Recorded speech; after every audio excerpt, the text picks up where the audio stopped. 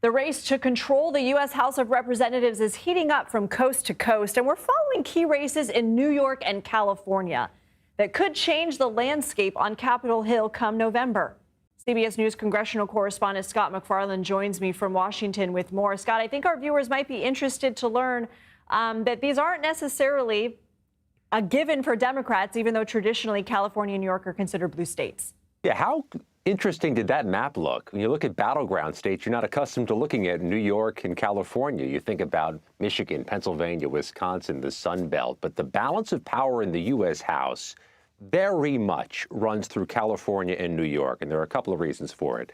First of all, that's where the people are, most populous states, and they have the most congressional districts. And one of the peculiarities, Lindsay, New York, a couple of years back, had a court redraw some of their lines, and it's since been redrawn a little bit more, and they are filled with battleground races, a half dozen of them in New York alone. California has a unique system of how they elect their candidates, getting a top two first. Sometimes it's intra-party battling for races.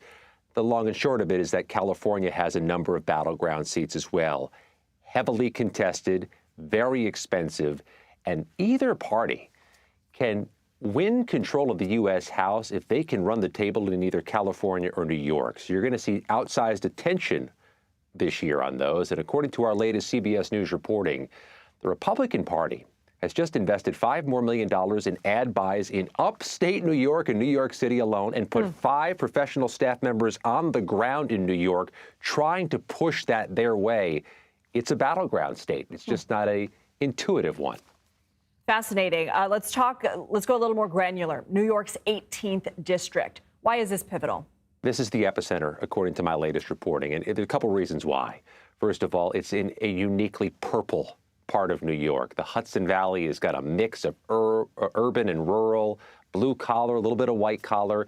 It's got a little bit of everything politically. The incumbent is Pat Ryan. The challenger is a former New York police officer, Allison Esposito. Pat Ryan won a special election nearly 2 years ago this week. In the days after the Dobbs decision, he pivoted and campaigned heavily on women's reproductive rights. He's trying to do that again as he tries to secure this seat for a third term. Allison Esposito is making arguments about the border crisis, which has been felt in that part of the distant New York City suburbs.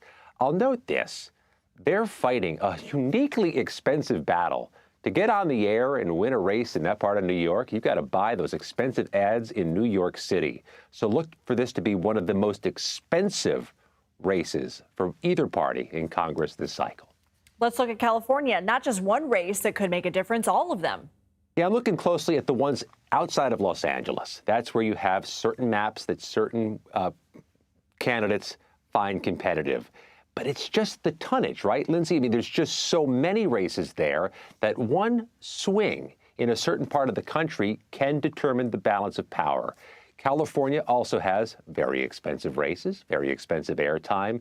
It's just going to be disproportionate, the attention and the money the party spent in those two places between now and November 5th. So interesting. There's so much focus on Harris and Trump, but we forget about all these other races that are happening that are so pivotal as well to the balance of power. Scott, hope you'll come back often to remind us of this. Thank you. Thank you.